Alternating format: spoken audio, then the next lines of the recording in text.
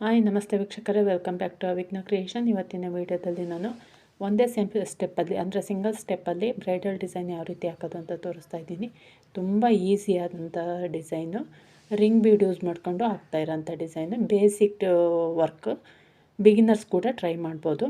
ನೋಡಿ, ಸ್ಟಾರ್ಟಿಂಗ್ ಅಂತ ಅಂದ್ಕೊಂಡ್ರೆ ನೀವು ಇಲ್ಲಿ ನಾನು 7 ಸಲ ಸಿಂಗಲ್ ಕ್ರೋಶೆ ಮಾಡ್ಕೊಂಡಿದ್ದೀನಿ ಬಟ್ಟೆಗೆ. ಅದಾದಮೇಲೆ ನೇರವಾಗಿ ನೀಡಲ್ಗೆ ಬೀಡ್ ಹಾಕ್ಕೊಂಡಿದ್ದೀನಿ. ಈ ರೀತಿ ಬೀಡ್ ಹಾಕ್ಕೊಂಡು ದಾರಕ್ಕೆ ಬೀಡ್ ಹಾಕ್ಕೊಳ್ಳೋಣ. ಡೈರೆಕ್ಟ್ ವರ್ಕ್ ಮಾಡೋದು ತೋರಿಸ್ತಾ ಇದ್ದೀನಿ. ಸ್ಟಾರ್ಟಿಂಗು ಸಿಂಗಲ್ ಕ್ರೋಶೆ ಮಾಡ್ಕೊಳ್ಳಿ. ನಿಮಗೆ ಗ್ಯಾಪ್ ಎಷ್ಟು ಬೇಕೋ ಅಷ್ಟು ನೋಡಿಕೊಂಡು, ಒಂದು ಆರ್ಚ್ಗೂ ಇನ್ನೊಂದು ಆರ್ಚ್ಗೂ ಎಷ್ಟು ಗ್ಯಾಪ್ ಬೇಕೋ ಅಷ್ಟು ನೋಡಿಕೊಂಡು ಸಿಂಗಲ್ ಕ್ರೋಶೆ ಮಾಡ್ಕೊಳ್ಳಿ. ಇಲ್ಲ ಕುಚ್ಚಿಗಾದರೂ ಜಾಗ ಬಿಟ್ಕೋಬೋದು ಚೈನ್ ಹಾಕ್ಕೊಂಡು. ನೋಡಿ, ಬೀಡ್ ಹಾಕ್ಕೊಂಡು ಬೀಡ್ ಲಾಕ್ ಮಾಡಿ ಬಟ್ಟೆಗೆ ಲಾಕ್ ಮಾಡ್ಕೊಳ್ತಾ ಇದ್ದೀನಿ.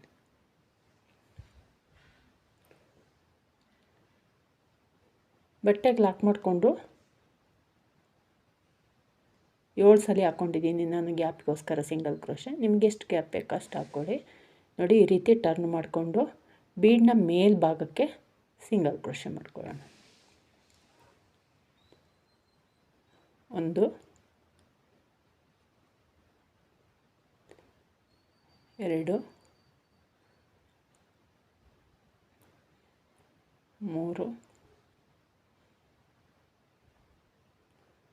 4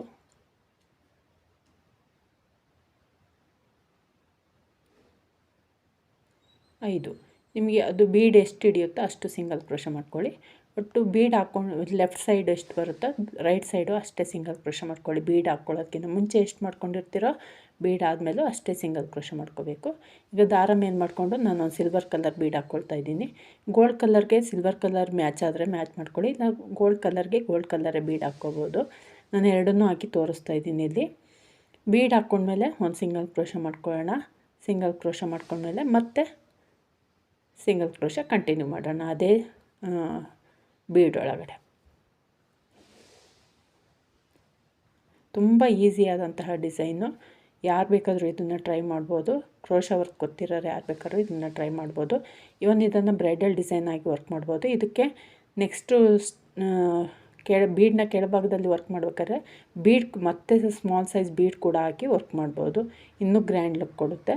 ನೋಡಿ, ಈಗ ಸಿಂಗಲ್ ಕ್ರೋಶೆ ಆಯಿತು. ಸಿಂಗಲ್ ಕ್ರೋಶೆ ಆದಮೇಲೆ ಕೆಳಗಿನ ಬೀಡಿಗೆ ವರ್ಕ್ ಮಾಡೋದಕ್ಕಿಂತ ಮುಂಚೆ ನಾವು ಏನು ಸಿಂಗಲ್ ಕ್ರೋಶೆ ಮಾಡಿದ್ದೀವಲ್ಲ ಬಟ್ಟೆಗೆ, ಆ ಸಿಂಗಲ್ ಕ್ರೋಶೆ ಮೇಲೆ ಮತ್ತೊಂದು ಸಿಂಗಲ್ ಕ್ರೋಶೆ ಮಾಡ್ಕೊಳ್ಳೋಣ. ಈಗ ಬೀಡನ್ನ ಕೆಳಭಾಗನ ಈ ರೀತಿ ಟರ್ನ್ ಮಾಡಿಕೊಂಡು ವರ್ಕ್ ಮಾಡ್ಕೊಳ್ಳೋಣ. ನೀಡಲ್ ಮೇಲೆ ದಾರ ಸುತ್ತಕೊಂಡು ಬೀಡನ್ನ ಕೆಳಭಾಗದಲ್ಲಿ ನೀಡಲ್ ಹಾಕಿ ದಾರ ತೊಗೊಬಂದು ಡಬಲ್ ಕ್ರೋಶೆ ಮಾಡ್ಕೊಳ್ಳೋಣ. ಡಬಲ್ ಕ್ರೋಶೆ ಮಾಡ್ಕೊಂಡ್ಮೇಲೆ 3 ಚೈನ್, ಆ ಡಬಲ್ ಕ್ರೋಶಕ್ಕೆ ಒಂದು ಸಿಂಗಲ್ ಕ್ರೋಶೆ ಅಂದರೆ ಪೀಕಾಟ್. ಮತ್ತು ನೀಡಲ್ ಮೇಲೆ ದಾರ ಸುತ್ಕೊಳ್ಳಿ. ಅದೇ ಬೀಡ್ ಒಳಗಡೆ ನೀಡಲ್ ಹಾಕಿ ದಾರ ತೊಗೊಬಂದು ನೀಡಲ್ ಮೇಲಿರೋ ದಾರನ ಎರಡನ್ನ ಒಂದು ಮಾಡ್ಕೊಳ್ಳಿ. ಡಬಲ್ ಕ್ರೋಶೆ ಆಗುತ್ತೆ. ಮತ್ತು ಅದಾದಮೇಲೆ 3 ಚೈನ್, ಮತ್ತು ಡಬಲ್ ಕ್ರೋಶಕ್ಕೆ ಒಂದು ಸಿಂಗಲ್ ಕ್ರೋಶೆ ಅಂದರೆ ಒಂದು ಡಬಲ್ ಕ್ರೋಶೆ ಕಂಬ, ಒಂದು ಪೀಕಾಟು.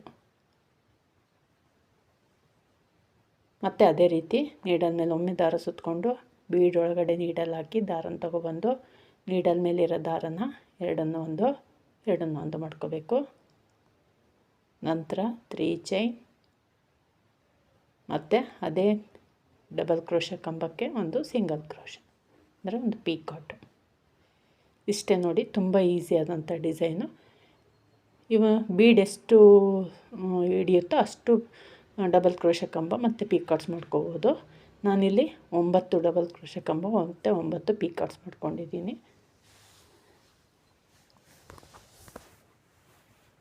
ಡಬಲ್ ಕ್ರೋಶೆ ಕಂಬ ಮತ್ತು ಪೀಕಾಟ್ ಮಾಡ್ತಾ ಹೋಗೋದು. ತುಂಬ ಈಸಿಯಾದಂತಹ ಡಿಸೈನು. ಈಗ ಈ ಡಬಲ್ ಕ್ರೋಶೆ ಮಾಡ್ಕೊಂಡಿದ್ದೀವಲ್ಲ, ಡಬಲ್ ಕ್ರೋಶೆ ಮಾಡ್ಕೊಂಡಾದಮೇಲೆ ಈ ರೀತಿ ನೀಡಲ್ ಮೇಲೆ ದಾರ ತೊಗೊಂಡು ಬೀಡ್ ಒಳಗಡೆ ನೀಡಲ್ ಹಾಕಿ ದಾರ ತೊಗೊಬಂದು ಡಬಲ್ ಕ್ರೋಶೆ ಮಾಡಿಕೊಂಡು ಒಂದು ಚೈನ್ ಹಾಕ್ಕೊಂಡು ಒಂದು ಬೀಡ್ ಹಾಕ್ಕೊಂಡು ಮತ್ತೊಂದು ಚೈನ್ ಹಾಕ್ಕೊಂಡು ಒಂದು ಸಿಂಗಲ್ ಕ್ರೋಶೆ ಮಾಡಿದರೆ ಅದು ಕೂಡ ಬೀಡ್ ಹಾಕ್ಕೊಂಡು ಪೀಕಟ್ ಆಗುತ್ತೆ. ಬೀಡ್ ಇಷ್ಟಪಡೋರು ಆ ರೀತಿ ಕೂಡ ಮಾಡ್ಬೋದು. ಪ್ರತಿಯೊಂದು ಪೀಕಾಟ್ಗೂ ಒಂದೊಂದು ಬೀಡ್ ಹಾಕ್ಕೊಂಡು ಪೀಕಾಟ್ ಮಾಡ್ಕೋಬೋದು.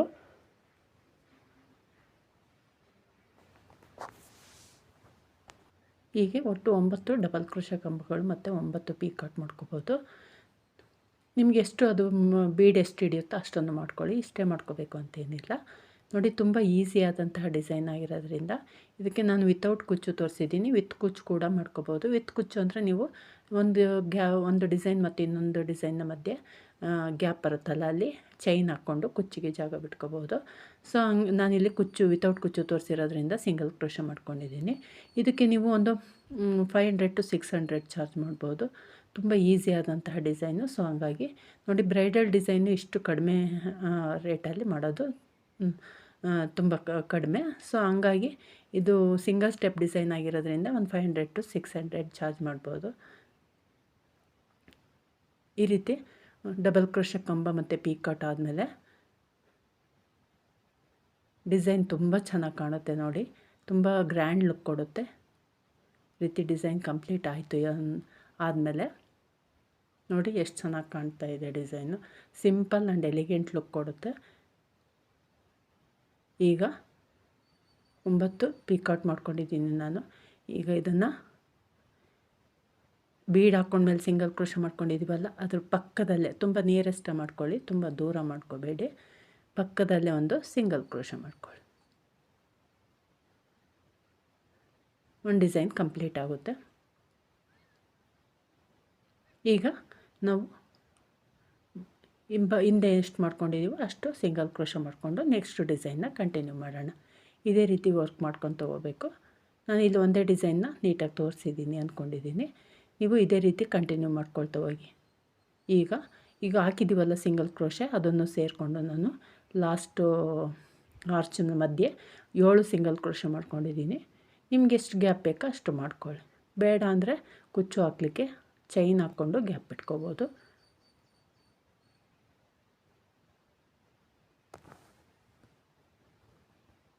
ನೋಡಿ, ಈ ರೀತಿ ಪ್ರತಿಯೊಂದು ಸಿಂಗಲ್ ಕ್ರೋಶೆ ಪಕ್ಕದಲ್ಲೇ ಮತ್ತೊಂದು ಸಿಂಗಲ್ ಕ್ರೋಶೆ ಮಾಡಿಕೊಂಡು ಒಟ್ಟು 7 ಸಿಂಗಲ್ ಕ್ರೋಶೆ ಮಾಡ್ಕೊಂಡಿದ್ದೀನಿ. ಇನ್ನು ಒಂಥರ ಡಿಸೈನ್ ಚೆನ್ನಾಗಿ ಕಾಣುತ್ತೆ.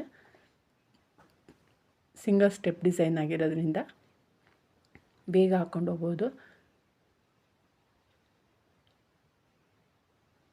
ನೀವು ನಾನು ಸಿಲ್ವರ್ ಕಲರ್ ಬೀಡ್ ಹಾಕಿದ್ದೀನಲ್ಲ, ಅದ್ರ ಬದಲು ಗೋಲ್ಡ್ ಕಲರ್ ಬೀಡು ಕೂಡ ಹಾಕೋಬೋದು. ಗೋಲ್ಡ್ ಮ್ಯಾಚ್ ಮಾಡ್ಕೋಬೋದು. ಇಲ್ಲ ಸಿಲ್ವರ್ ಕಲರ್ ಬೀಡೇ ಕೂಡ ಹಾಕೋಬೋದು. ನೋಡಿ, ಕಂಪ್ಲೀಟ್ ಆದಮೇಲೆ ವಿತ್ ಕುಚ್ಚು ಕೂಡ ಹಾಕೋಬೋದು, ವಿತೌಟ್ ಕುಚ್ಚು ಕೂಡ ಇದನ್ನು ವರ್ಕ್ ಮಾಡ್ಬೋದು. ಎರಡಕ್ಕೂ ಚೆನ್ನಾಗಿ ಕಾಣುತ್ತೆ. ನೋಡಿ ಡಿಸೈನ್ ಯಾವ ರೀತಿ ಸಿಂಪಲ್ ಆದರೂ ಎಷ್ಟು ಚೆನ್ನಾಗಿ ಕಾಣ್ತಾ ಇದೆ. ಇಷ್ಟ ಆಗಿದೆ ಅಂದ್ಕೊಂಡಿದ್ದೀನಿ ವೀಕ್ಷಕರೇ. ಇಷ್ಟ ಆಗಿದ್ರು ಒಂದು ಲೈಕ್ ಕೊಡೋದನ್ನು ಮರಿಬೇಡಿ. ಪ್ಲೀಸ್ ನನ್ನ ಚಾನಲ್ನ ಸಬ್ಸ್ಕ್ರೈಬ್ ಮಾಡ್ಕೊಳ್ಳಿ, ಸಪೋರ್ಟ್ ಮಾಡಿ. ನಿಮ್ಮ ಅನಿಸಿಕೆಗಳನ್ನ ಕಮೆಂಟ್ ಬಾಕ್ಸಲ್ಲಿ ತಿಳಿಸಿ. Thank you for watching. Bye.